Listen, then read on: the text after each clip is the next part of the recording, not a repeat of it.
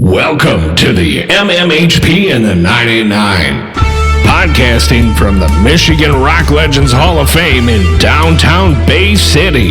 Channeling all styles and eras of Michigan music history from the city by the bay. And now, Dr. J, Sir Fred, Mr. Mike, and your host, Scott Baker. So here we are at the Rock and Roll Legends Hall of Fame here in Bay City, Michigan. Back for a new year of podcasts here in 2024. This is the first one of the year. We want to welcome back Dr. J. How you been, Doctor? It's been a long time since we get to talk to you. Yeah, real good. Had a very nice holiday in New Jersey. Got to see a couple good concerts. Bob Dylan, Lucinda Williams. Pretty good combo right there. And we found out that it's really easy going to concerts there. I like smaller venues, so in New York City I look for shows at the Beacon Theater, and there's a Count Basie Theater in Red Hook, the opposite direction, and in both cases we can get on a train, 40 minutes, easy walk to the venue from the train station, take the train back. Wow. Yeah, it's a lot better than, right now. We were looking at Little Caesars Arena and yeah, huge events and for me, it's getting difficult driving at night. And those drive, in the wintertime, the drive there you're going to be in the dark, and the drive back in the dark. I don't relish that at all. I'm thinking that most of my concert going is going to be on the East Coast from now on. A little bit cool too, because a lot of legendary venues over there. Oh yeah, those definitely. Little theaters and stuff. I love it. How you doing, Mr. Mike over there? Doing good. Mike's been keeping us alive on the scene, doing videotaping by the week. I know he's hiding away today with some new videotaping. Mike, you must go to a gig every day of your life. I tried. Or a restaurant. We haven't figured out which is more popular. Yeah. A restaurant with a gig. Try to, yeah. Like Blue Llama, right? Yeah. Mike's been on the road. And Sir Fred, how you doing, sir? I'm doing good. Oh, man. Sir Fred, Mike, and I got to take off on a little Motown. We didn't go to Motown Museum, but we got to go to Detroit last month and do a little sightseeing and stopped at a few cool places, which we're going to post some pictures of.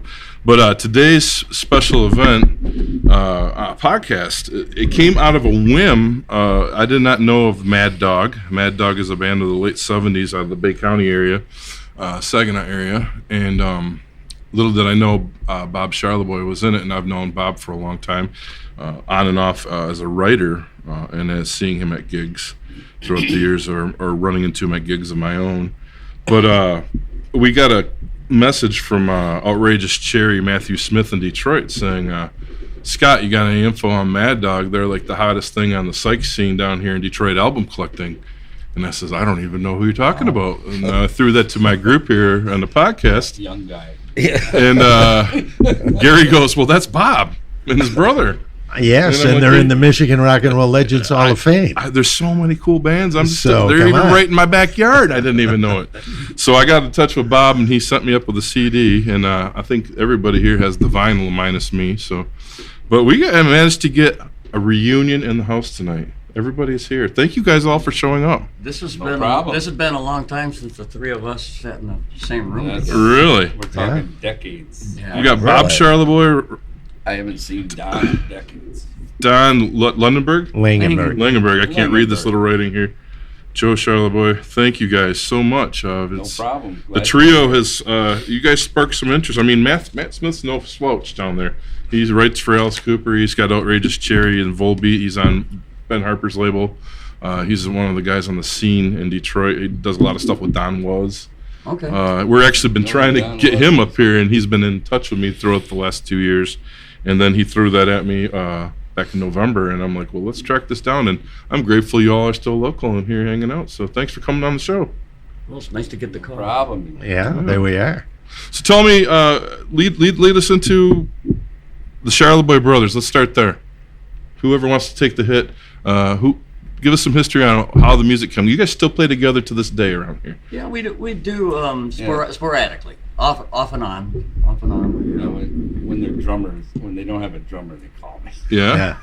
Um, And a Joe? singer, so Joe's I know all Bob's material, so it's easy to step right in there. Oh, it is. okay. Well, Well, and you're all three of you are Bay City born, right? That's a fact. Right, I gotta say when things got started, it was really Joe. Joe was like just a kid out playing with some group called Love Incorporated, and they would. It was my first chance at being a recording engineer. I was 10 years old, and I had one of those little 5-inch reel-to-reels. Yeah. And they're playing at a little school gig.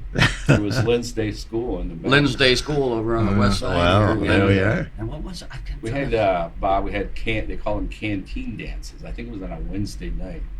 And Okay. it was great because for a guy like me that hated school, this was so cool, And that's what we played that. Yeah, so I think Joe still got the little reel-to-reel rounds I have it. somewhere. Wow, there we go. I was Well, trying to- about what year was this? Love Incorporated. That kind of sounds like a '60s kind of band name. I'm guessing it would be like 67. Oh, the 68. Summer of Love. Yes. We covered some of this stuff before, but my cousin Mark Heinskill, I had been playing for about a year.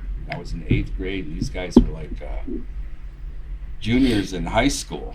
And then I got the call, Wow. 8th grade.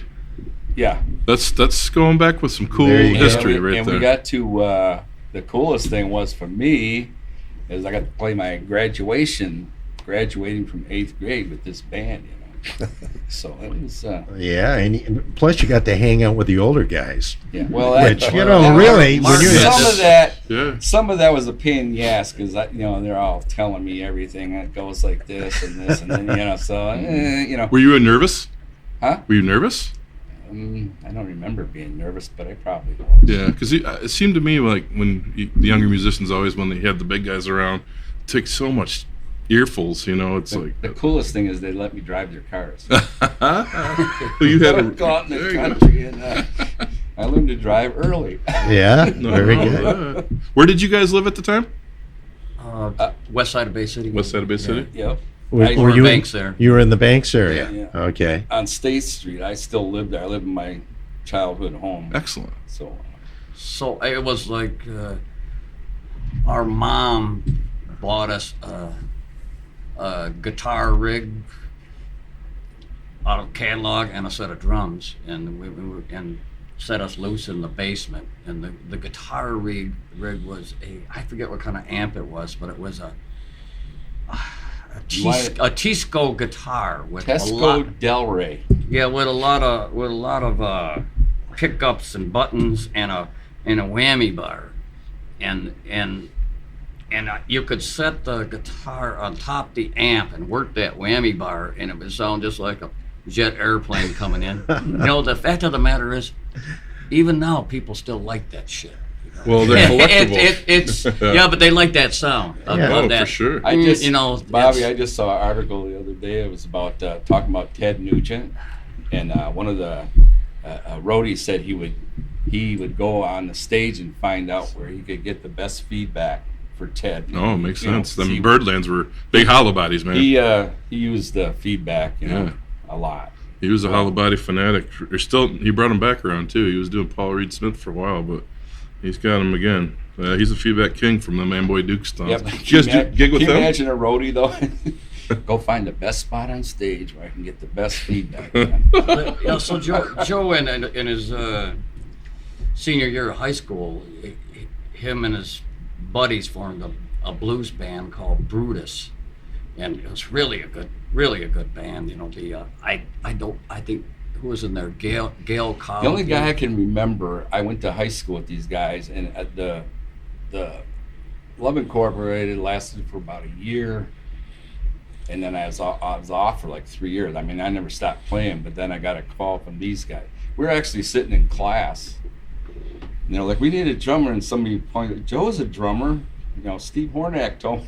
Hornack. So I get Steve and I go way back, but so I got that band lasted probably about a year. Wow, the horn. That's it. Was that his start?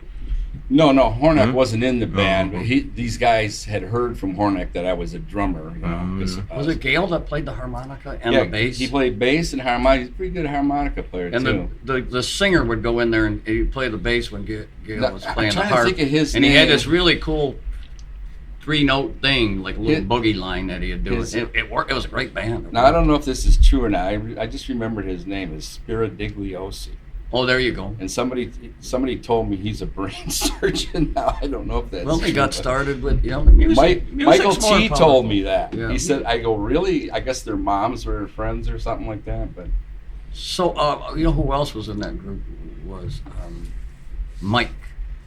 Mike, The guitar player. there was a guy that was in and out. It's coming back to me a little bit. Mike McKellop. Oh yeah, he was in there. Mike for a minute. McKellop, yeah, I forgot and about Mike. He came into that group with a custom amp with all the bells and whistles and this 72 Fender Telecaster, blonde Telecaster. And man, oh man, the band was going. He walked into the room, and it was summertime blues, and it really worked good. And The song that blew me away that he could do was Santana covered. It's a Black Magic Woman. yeah, and He did the Fleetwood Fluent. Mac Peter Green cover. Yeah. well, at that Fluently. time, I don't. Well, actually, he don't know was that doing the Santana Santana Version. cover, Yeah. but we knew where the original came from. You seen you were searching for it there. I'm like, Peter Green's like my hero. So it's Yeah. like, oh, Well, that's Peter cool. Green's one of my heroes too. I'm not a guitar player, but this guy Beautiful. he's great. We saw him live too, by the way. I think me and Don and Bobby saw the original Fleetwood Mac at East Town. Oh, somebody was. Detroit. I know it was there. That's cool.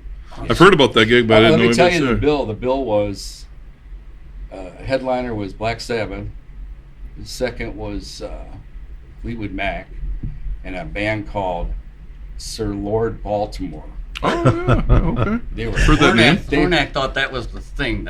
They kicked ass. That sounded like a bunch of noise to me. The first band, I was not impressed. That was them, yeah. But they're the sound check. You know what's band. weird on the internet? People compare us, Mad Dog, to them, and I go, To Sir Lord. To yeah. I remember Thanks. the Sir Lord Thanks for Baltimore album. They were so loud, and I'm a guy that's not shy about loud, but I mean they were just like, whoa, you know. So anyways, Anyway. what I was getting to with the McKellop and that Telecaster, well, when McKellop had to go for his fully paid vacation to Southeast Asia, Yeah, you got drafted. Don bought the guitar for him, and I ended up with the guitar. So Don enters the picture. Don bought it. He was living at our mother's house with us at the time, and they just palmed it off as rent, for living there. So I ended up with a guitar. I still have it. It is awesome. It's an awesome guitar. I had it all Telecaster, refretted and furbished, and it's just like you pick it up. And I had the tech from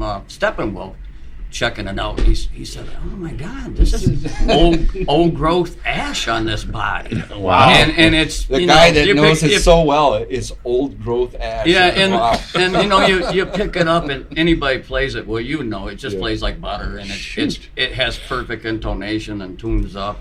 Bob, that's not the one you use for the slider, is it? Well, the there was other? a You had two thing. Telecasters. There was a thing there where the I had two of them, and I just playing that slide on there all the time. It just toasted the frets out, so I changed necks out with the best body, and so Well, Okay. if Joe Bonamassa is listening, like I hear he does to our podcast, don't get too many hopes up on buying this. I think Bob's gonna hoard oh this no, telly. it just is really nice. It's playable. It's Those are the my collectible my ones, man. guitar. Joe man. Bonamassa's buying all the guitars. He buys them all now. Seems like it. Yeah, he's collecting them. Yeah. So, anyways, Joe's playing with this blues band. I did get to sing with him in a rehearsal, and what did I say? I sang that blues song, "Drinking Muddy Water Out of Hollow Bowls," and I was messing around playing the flute. But I was really a little kid at that time, So. Is this Joe? What was your blues band? It was his blues. His blues, band. your It's blues called band. Brutus. Yeah. Oh, Brutus, that band. Okay. And at that time, Don he was working for General Motors, and he had taken a 6-month sabbatical over to England. Yeah, I'd like to ask Don about that. You went to England with Bob and Joe's sister Yvonne, right? Is that correct? I don't know. I can't remember being there.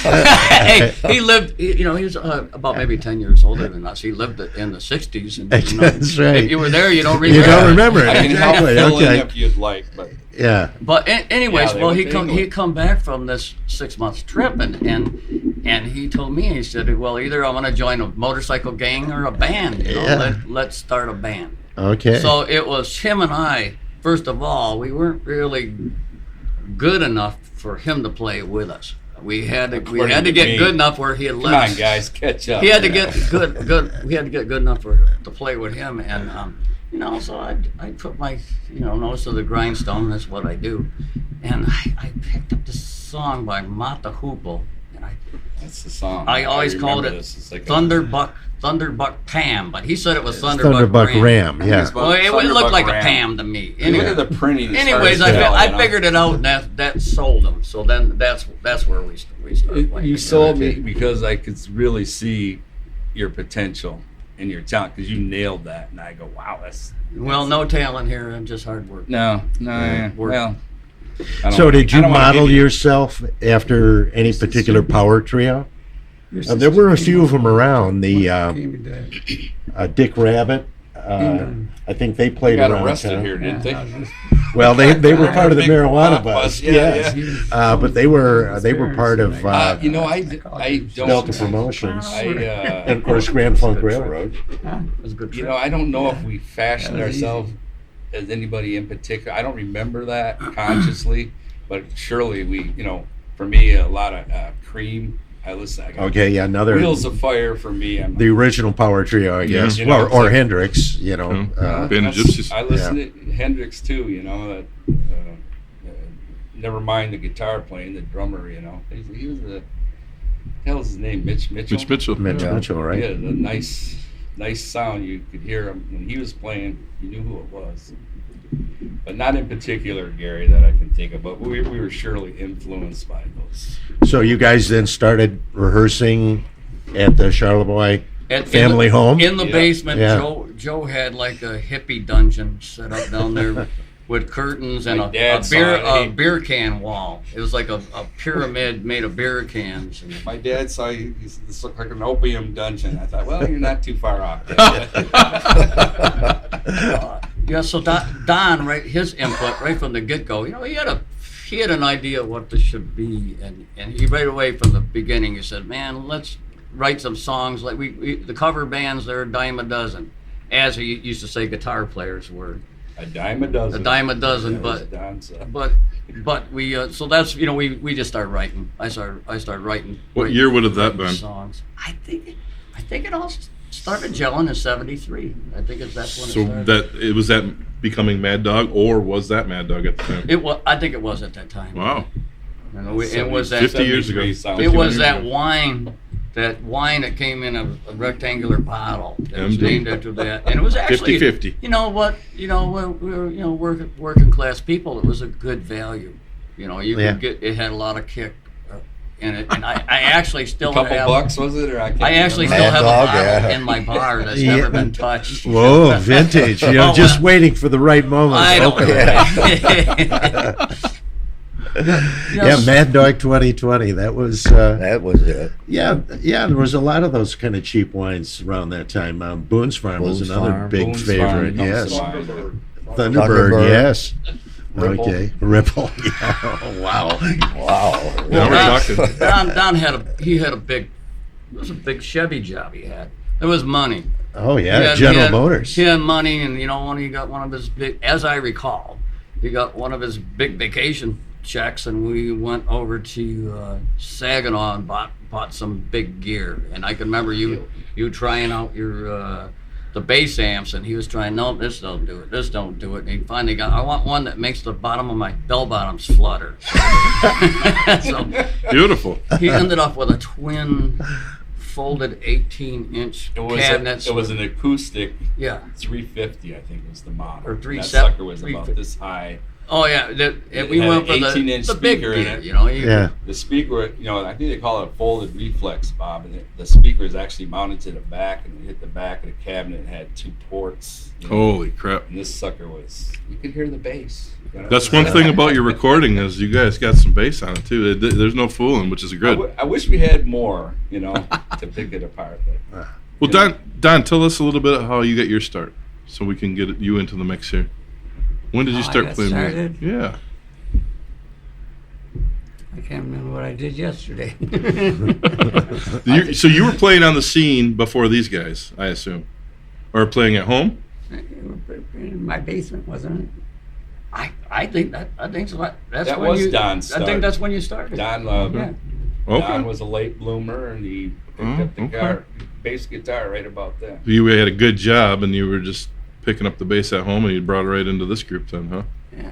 Well, the instruments, he had a friend that came back from Vietnam, and I can remember him sending some gear back, some speaker boxes back, full of these pre-rolled marijuana cigarettes. Where he smuggled them inside a speakers from Asia. Back when you could do that kind of thing. And thing. they came here, but when he come back after seeing all the bullshit he saw in the war, he became a Jehovah's Witness, and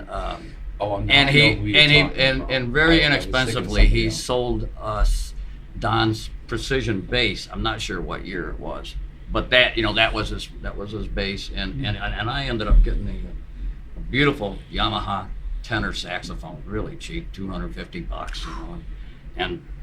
but that was the bass right there. And what did I don't know. It's all about the gear a lot. Sure. For me, we ended up with those big amps, and I think after things got going, you don't hear it on the album because it wasn't at that point, but I ended up getting the sound with a Sony reel-to-reel recorder. I had some way where I soldered up these cords where I'd loop it around and it would come back in, and it had this echo sound. You were using the echo sound, yeah. and it's like an echoplex. Yeah. But it was a real to real. It was a three of us, and it had a way of getting these rhythms going. It's like before U2 was doing it. Really, Mm-hmm. We were just doing our thing. I would bring up. What is his name? The Edge. Yeah. You were doing some of that shit before he was. Yeah, right. Well, that's right. one thing that Matthew Smith wanted to point out, that you guys had some of the best tones for a psychedelic album kind of 70s, that he was like wanting to know about this. So that was a question recorded. It was recorded loud. That my guitar point. It wasn't a little bathroom amp. Nowadays they get a little bathroom amp, get the tone with it. It was recorded. We loud. recorded live too. There was very little overdubs, except for maybe the vocals. We would do it live and. In one take. It had to be good. We didn't do any editing. Where at? Did you record in your basement? No, this was in it was at Glen Arbor, right? Glen Arbor Rolling. Yeah, we're probably jumping ahead here a little bit because we want to get it where you guys really got your start, right? And the 617 warehouse. Well, yeah, that kind of thing. Want to get into that. At this, there's the three of us at this point. In walks in our cousin Tim Rise, or he goes by Riss sometimes as Rise. He's our cousin, and he, there's a contact with him. We sort of grew up with him. He's Joe like and a brother to us. There was a point where in my grandma's basement, we used to set up like a stage with, we had sheets, and we took Joe was beating on a pot and pan, and the bass drum was my grandma's canning pot. We put it up on a pedestal. We kicked the thing from basement. Wow. We were, pretty young at the time. Wow. But we played stage. Yeah. We had tennis rackets. We put cardboard on it and glued dials on there, like volume and tone controls. No kidding. So We anyway, played a lot of singles. So we Tim, had all you the know, great singles from the '60s. You know, Tim ended up, he had a good job too. Money plays a factor, and he ended up renting us this warehouse over, not too far from here, over on 617. Yeah, the over by that industrial park by the Independence Right. Bridge back in there. Back in the day, it was where on- the Last Chance. Yeah, was near where the Last Chance exactly. was. The Last right? Chance was a good, like if we had a Friday night party and we run out of Strohs, we'd go over to the Last Chance and get another case and bring over there. And It was a quick run over to get the Strohs. Okay. But that was actually Prairie Street back in the day, but now it's Marquette. Right. So, but same. Yeah, it's very different now. It's hard to envision what it must have It been. was a dirt like. road. Yeah. It was very terrible. isolated, which was good because and Then you the know cops Tim says stopped bothering us. No, 'cause he rented the place out for us, but he said, "Man, you guys got all this stuff in here. You guys have to stay here all the time in case somebody steals the stuff." Which worked out pretty good. Because there we were there, and we honed our craft and got ready to make this record. At that point. That's right. Yeah. Yeah. That's, Was that so? That was you guys formed in '73. That would have been '74, '75. yeah, kind of. I'm with Don. I don't remember too much on the years. Yeah. Well, it's okay. But I can help with the but I years. did- I have more brain cells left. All right. So there was just you and Bob, or did Don live there too? Don was three of right with there. us. We're there. They asked me to play with them, and I after I heard him play this piece that we talked about previously, I go, okay, I'm in. Because this is what I wanted to do. I didn't know how I was going to get there, and this kind of just happenstance, Just they asked me, I said, oh, okay, here we go. So that was, we're leading up to the record, and that was, we worked hard. It was, with the work ethic, working class people. We tried to work 8 hours a day. Yeah, every We thought, morning. If we're going to be real about this, we're not just going to sit around, And we We worked made- on vocals for 4 hours a day, Yeah, we made up these as much as we could.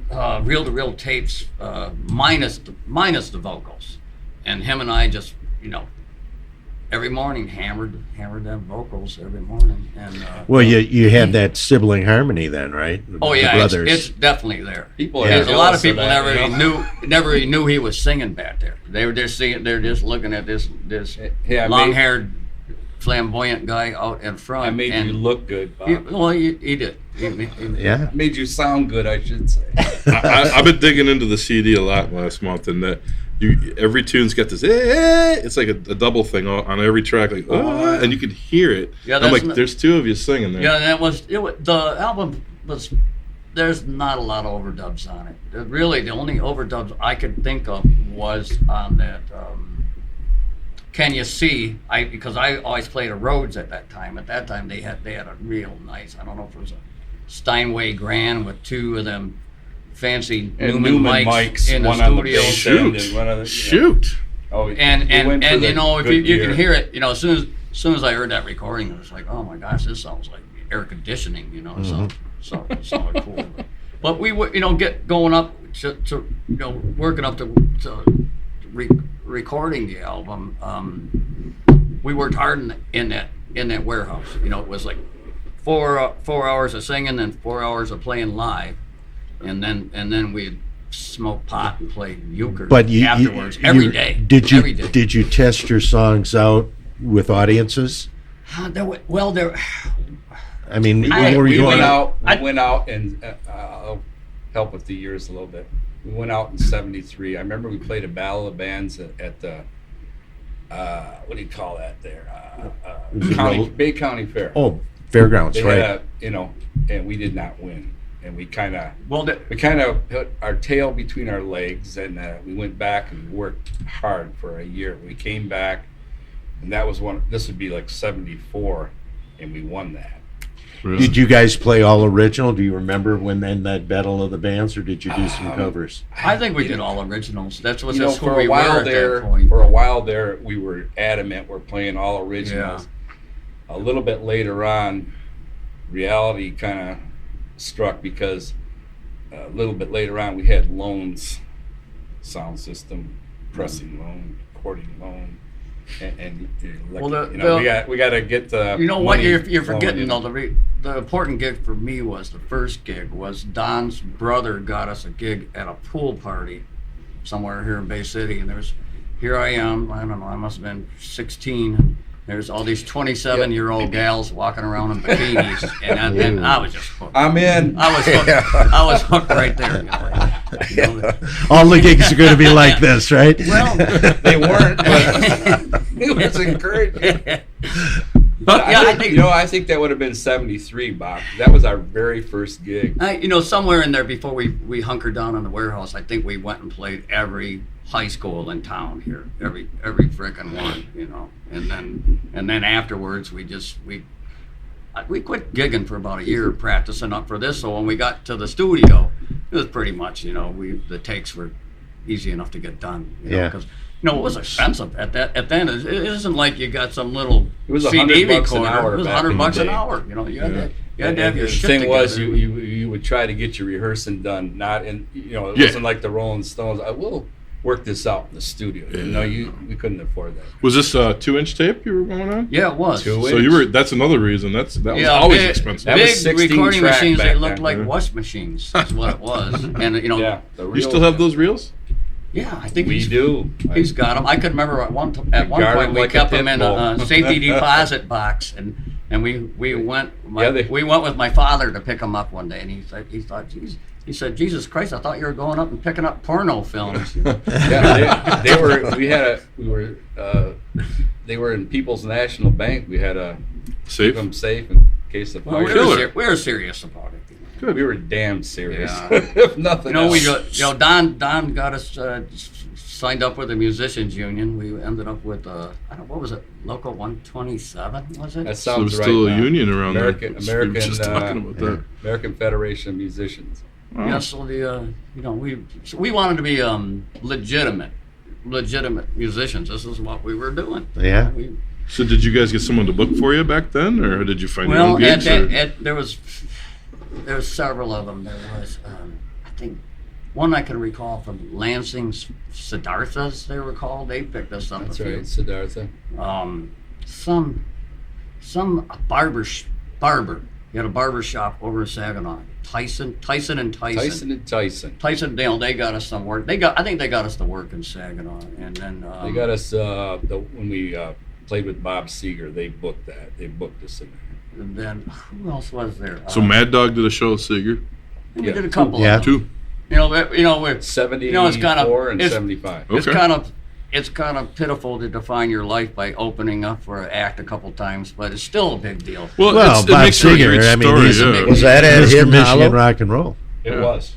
Yeah, Were that's you there? I could have been, because that's the last time I saw Bob Seger.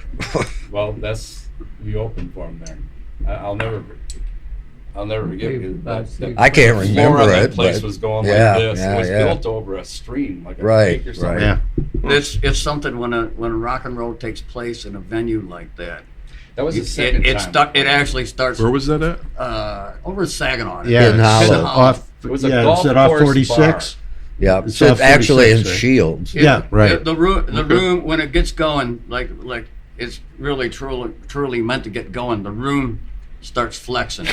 That's It not start- kid. it's One it- thing that it- struck me.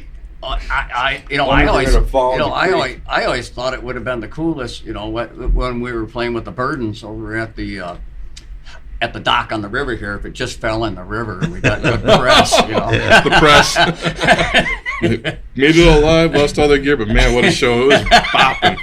Talking about flexing right into the water, like Well, I 3rd don't know, Street Bridge. have you guys ever felt that at a show? It is something, and It's kind of scary. I can remember we did a gig with the Burdens.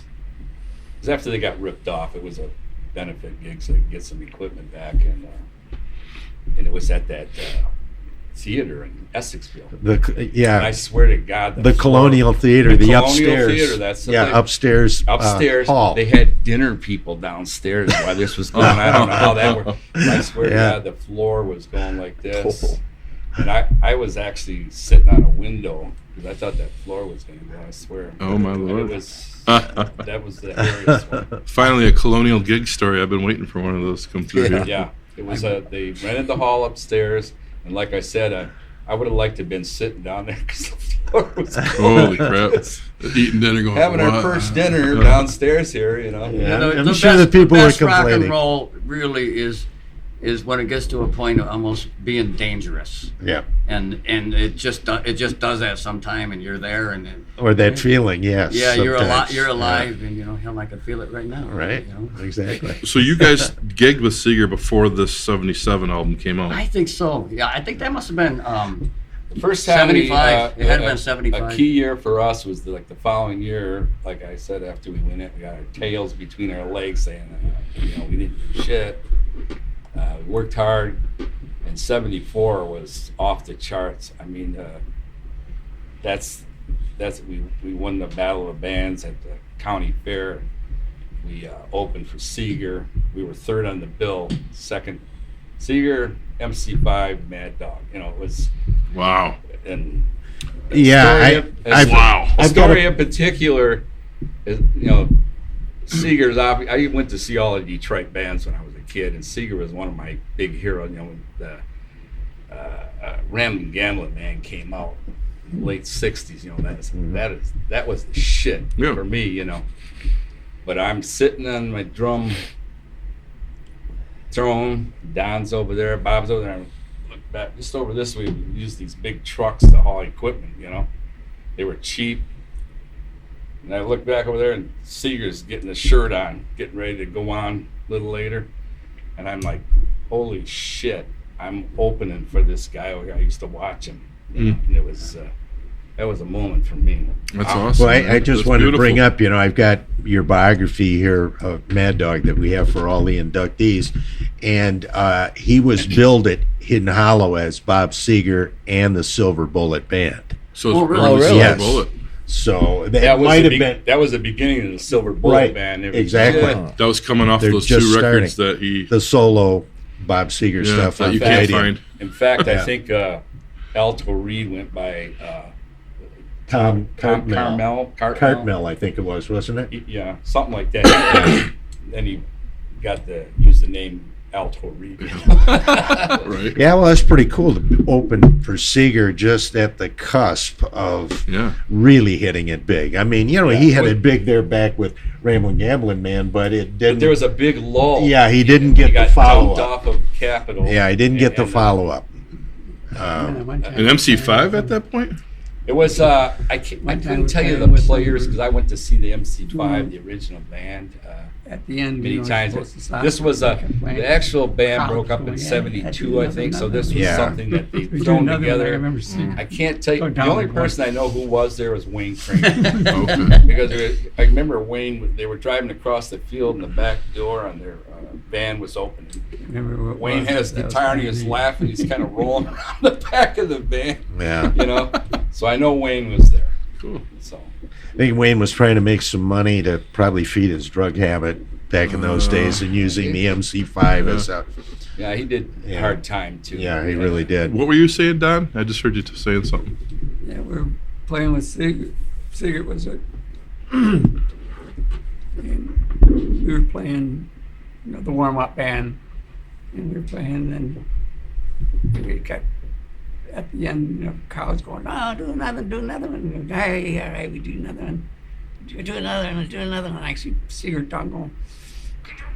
Get off stage. Yeah, we Get out, were kind of ordered off stage. Yeah, you don't get to do encores very often when you're the opening act. Wow. That's pretty cool. What a feeling, huh?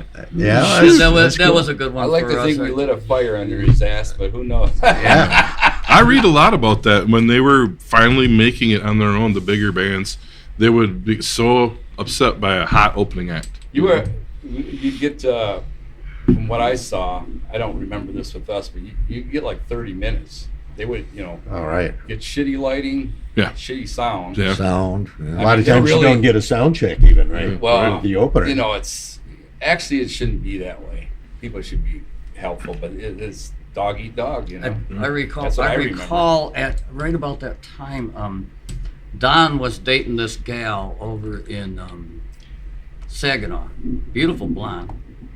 Her name was She Dee. was. Her name was Dee, and she was. I think she was dealing some pot. I could there was a connection there at the time with Saginaw, you know, and somehow, you know, she was working for somebody, some of the big uppity up dealers or whatever you call them, cartel people, and they got Scary the idea people. to put on a gig out at the Golden Globe Ballroom. And I can remember Don and I. We need an opening act to open up for us. Well, we went over to Bobby Balderano's house, and he's looking out the window when we pulled in the driveway, and I don't know. I think maybe he had a Tommy gun in his lap, you know, and it's, you know, so there was that connection with that whole underworld. I could remember we went to, my sister and Don took me maybe to this little restaurant over in Saginaw where everybody went after hours. Mexican place. restaurant? I don't know, but they were. I think Probably I don't know. Tony's. El I can remember, Farolito? you know, people were selling. He remembers. They were selling acid and Yeah. shit in the restaurant, and it was kind of, you know, there was that seedy little underworld thing. Well, anyways, El Farolito was that kind of restaurant. Well, there, Well, but well- also Tony's on Genesee. well, we ended up, you know, playing this gig at the Golden Grove. It was Bobby's promoted by these mafiosos. But Bobby's type band, of I think it was characters. his band at the time was In Flight. It was In called. Flight, Yeah. And he did a 45. I think I have that 45. Yeah. Yeah, they were- But those Don and those guys hung out together back in the day, so they knew Yeah, there each was other. You know? quite the connection there. Yeah. You know. I mean, my gosh, that question mark was a flamboyant. Well, you know, he was a gay guy at a time when gay really wasn't out in the open, but he was flamboyant. You know? Listen, I got to get this story out there because I told my girlfriend this, and I said I never told anybody else this story, but Don came over to the house, and he had question mark with him, and I can't remember. and Frankie Rodriguez. I was gonna say I can't remember if it was Yeah. Bobby or Frankie. It was Frankie because he Frankie- went down and played my roads and broke He- times on my damn piano. They come over to look at Bobby had a new Fender Rhodes Yeah. piano. Yeah. Well, my mom worked second shift. Well, she was getting ready. She would do her hair and stuff in the dining room. Well, she was primping up there. Well, question mark walks in. He says, "Can I borrow your brush?"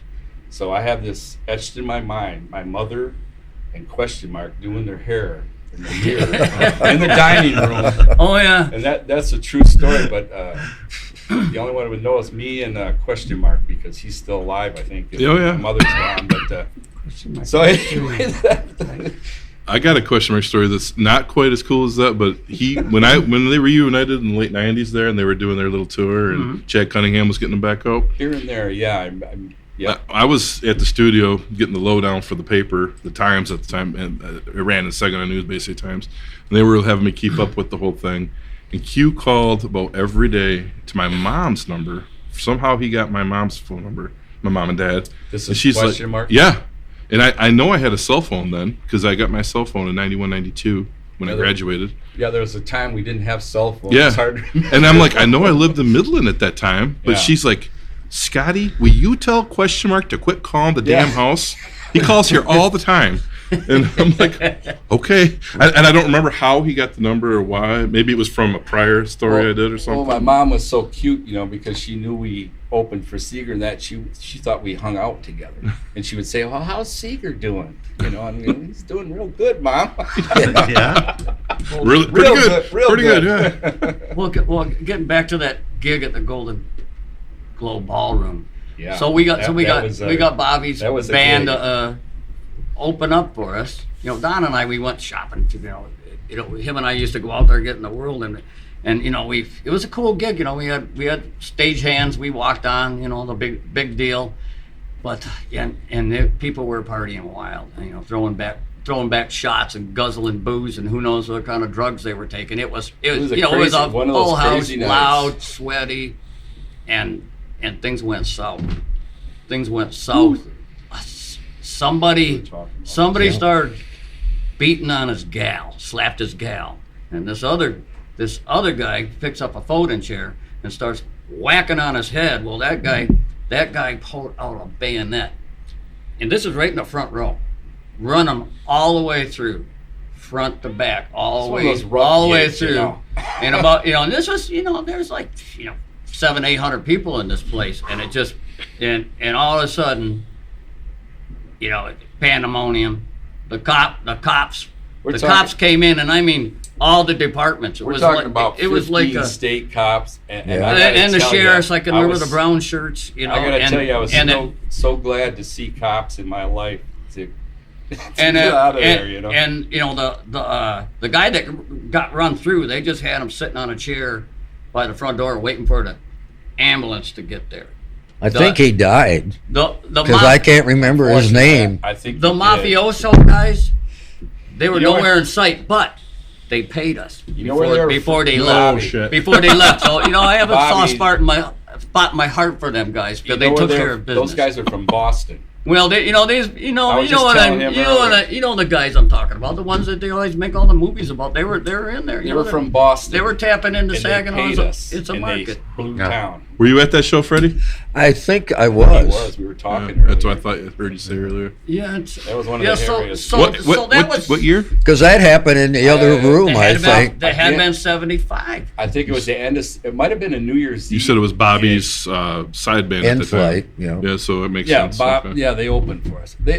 We were helping them out, and he helped us out. There's the cops. So the place is just war zone, and the cops they're taking pictures and all that. We still got our gear in there. We were traveling heavy. We had a road crew, but we're getting the hell out of there, and they were taking pictures, and I'd be taking the cabinet up in front of my face as I was walking out the door. And I also remember Bob, he says, Joe, don't look down. He said, there's blood all over the floor. Oh, yeah. It was, it was that dark black arterial blood, But you were funny, Bob, because the cops had cameras.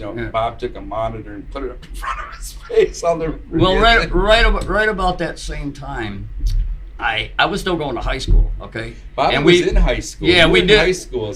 We did this. We did this gig in Pinconning, where I live right now. It was a hall up there. And I think there was several bands. First time I met Scott Causley up there, and it was really a good gig, Crasher Basher Sunday night gig, and one of my friends, he made out pretty good with a gal. I think he got laid.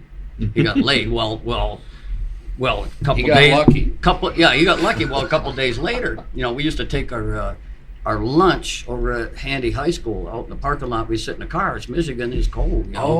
And at one point, two guys come around on each side of the car and cornered this guy and stabbed him. And I'm sitting in the car too. It was his gal that he had made out with at that gig just a few nights before. Bobby, isn't that so? This happened in that Handy High School parking lot? Yeah. So when you look at this, this song on the album, Cold Steel.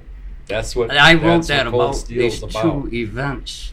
So it's kind of an anti-violence song, really, or just about it. Well, it's part of the American. It makes me think of Bob rap music. These guys singing about their environment. That was your environment, and it wasn't as peachy keen as people might have thought it was. There's one line in the song, staring down at cold steel. Makes you feel that life's real. Well, I got you now. Okay. That's where that song came. It was a thing. I'm glad you're talking about that because I know about the song, but I don't think other people do. Yeah, that's awesome. Well, that's kind of sobering, isn't it? Yeah, you guys played some interesting gigs, and I know when I first interviewed you, you were talking about the gig at Vets Park for the Music Performers Trust. I got a story. And that was back. Yeah, that was back when the parks were big hangouts. Carroll Park, Vets Park. For a lot of young people. So what's the story? It tied into the musicians union, didn't it, Joe? I got a story to tell about this. I've been wanting to get out for years. All right, go for it. And it's pretty cool because we were trying to get to play in a park for a free concert. Well, they shut us down. So our union secretary called us. His name was Clarence Fanger. He was, from the horn band days, but he was a cool guy. He knew we were the next generation, and he says, "I think that you can get a gig in the park and you will get paid too." But it was called the Music Performance Trust Fund. All the big labels, I think the union made them do it. Put a pot of money in, a little bit of money. It was because of long playing records. They made a deal. They didn't like long playing records. That was gonna take away from live performance. So they made them put this trust fund in there so we would still make some money. But the thing was, you couldn't charge admission. It had to be free. But the band got paid. You got paid union scale, and but it was a big gig for us. So Bob and Don, I can remember, they went out and papered it. I'm talking handbills. Yeah. That's what we did back then. There was no Facebook and stuff, and but the worst part is polka bands. It was a regular night. Again, it was like a Tuesday or Wednesday in the middle of the week. Well, 10 people would show up. Well, we had hundreds of people show up. But the worst part is the cops said, "You're not playing tonight." They come in, they were going to shut us down. They threatened to arrest us on the spot. One of us, I don't know who, said, "That's discrimination. You can't let a polka band play down here, and you're not going to let us play down here." And so the guy's talking on his, probably to the chief. The chief's probably the one who shut it down. I don't know that for a fact, but it stunk. Y'all know how they treated Madonna here. Well, we were born and bred here, and we didn't do anything wrong. We weren't doing anything illegal. It was all sanctioned by the city that they were fine with it. It was the audience. There's all these people out there, and they're all cuddled together, and there's a big cloud of marijuana smoke in the air, and I don't remember that. there's really there's nothing they could do, and everybody would clump together. But what they did do, we also, one of us also said, you're going to have a riot on your hands here if you just shut us down. We were grasping at straws so we could play. Right. So they gave us 15 minutes, and they said, if you go over 15 minutes, we will arrest you. And again, like the gig over at the what was that place called in Saginaw you were just talking about? Hidden Hollow? Golden Glow. Golden Glow. I forgot where I was going with it, but so that's been a saddle for to me, decades. that gig seemed longer than 15 minutes. It was a big. Well, it was kind of a. As I remember, brother, thing. you were pushing the time out, and I did not want to get arrested. Would have been good press. Looking back on it, brother, looking back on it, we should have played it different. Oh, man. I was always worried about our gear getting confiscated. That was everything we owned. Yeah. But we had that. Did you guys have day jobs during all this? I didn't. You know what? We quit our jobs. These guys. Did you quit GM at that time? Yes, he did. Yeah, he did. You quit GM to play in the band full time? Yeah. Yeah, we were committed. making a living. We had about 10 years. We 10 weren't years. playing. We were making a living. We were not weekend warriors anymore. We had to make it or break. It was. You quit GM before Larry McCray quit GM to have a full-time gig. I mean, that's the first one. That's a big job, Well, man. you know what? It's harder to do one of them GM jobs than what you think. That you have to give your whole life to that, and they make all that money in that, but it's 7 10s. It's curious. That What's you there mentioned Larry there when McCray. your life is over? You made a bunch of cars, which is important, but Yeah. Because Larry McCray. Well, is it one becomes of the few your life. people I know that walked Basically, a down lot there of people had a hard time and said, "I'm doing retiring. this full time." Just Yeah. because that One of the was few. what they did Oh, yeah. all the time. well. Anyways, we recorded a record, and Well, let's go back. How did you select Glen Arbor as a studio where you wanted to do the album? God, I just Probably me. I was like the researcher. I would be looking at, they got a so-and-so console. I was impressed by what we wanted to be good. Like it turned out it was our last shot, first and last shot that got out there. And I thought, they got Newman mics. I go, You look at gear. This is a Yeah, Just whoever a good ran that studio sounded like he was, Fred you Ball. know, really doing it We right. think he was from the Ball canning family. That's how he had That's it. right. He took a grist mill. It was Yeah. like 3 stories. They refurbished. The board was on the 3rd floor. Their echo chamber was a real concrete basement, nothing in it. They just put a mic in, feed the material through and pick it up, and the echo from there. It was not mechanical. They bounced it, yeah. And I love it. Not electronic, I should say. So, but so then it came up. You know, we could go to Detroit, go to GM recording studios. Kind of, let's go up north. Yeah, we won't have all the stress of a big city and stuff. Definitely a northern Michigan band. I mean, Don was in a canoe out there, fly fishing while we were doing vocal overdubs in this little street. It was the Crystal River up in that homestead thing up in there. It's a beautiful development now, but back then it was condo, just getting started. For a couple, we were there for a better part of a week, I think, 3-4 days. Interesting.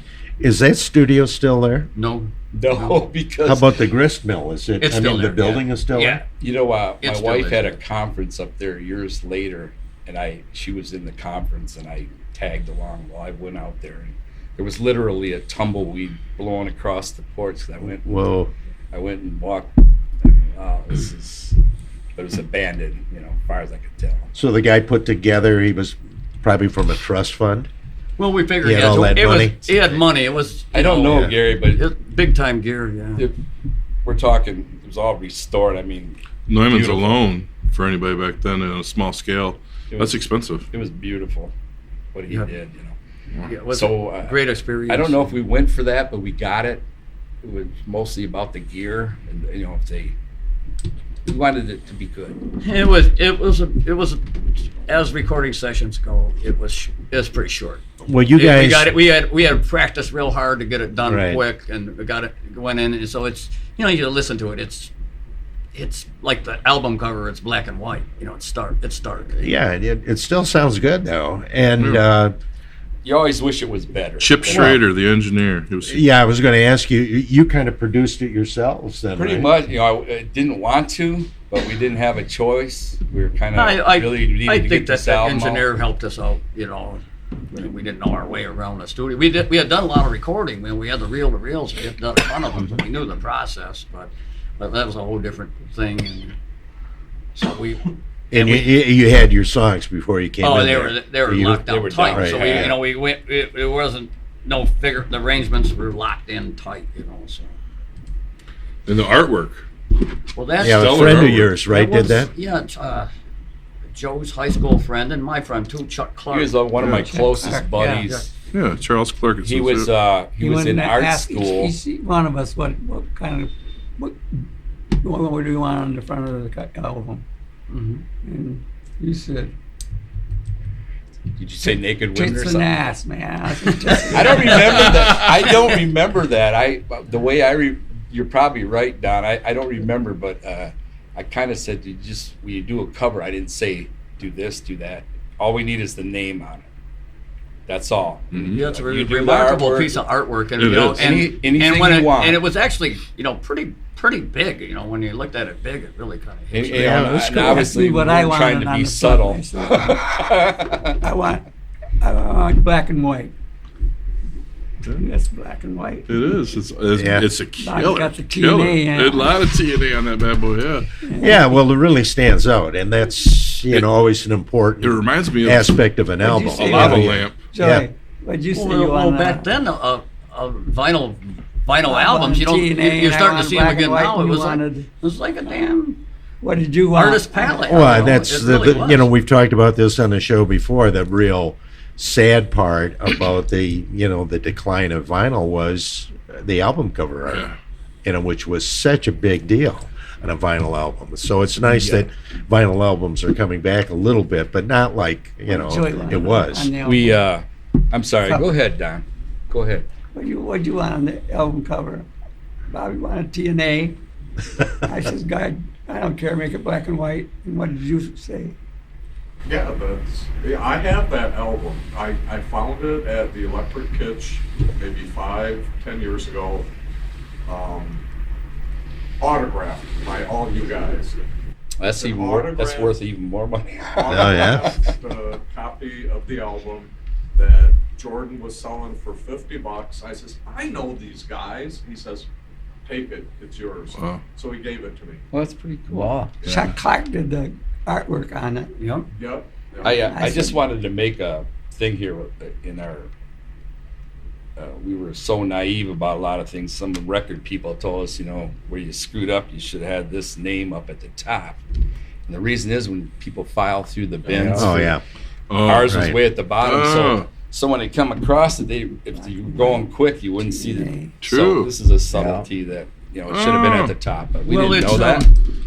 So we had this artwork, we had these recordings, and the recordings they were done on a half track tape, and They're Don mixed. and I went down to Motown Studios and took that half track tape, and they knocked her down to a 1/4 inch, something that we could get duped.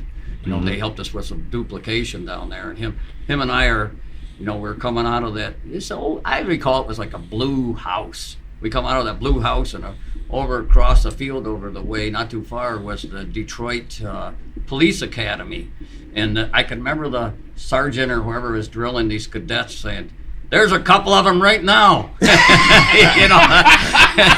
The enemy. So when I see that Motown Museum and all that, it kind of warms my heart that Don and I went. We were sort of the point guys on going out and getting these technical decals done after the recording. So You guys did a lot of the talking. I wasn't a big talker. You'd find that hard to believe today, but I was kind of quiet. Well, Don was the epitome of a rock and roller in the day.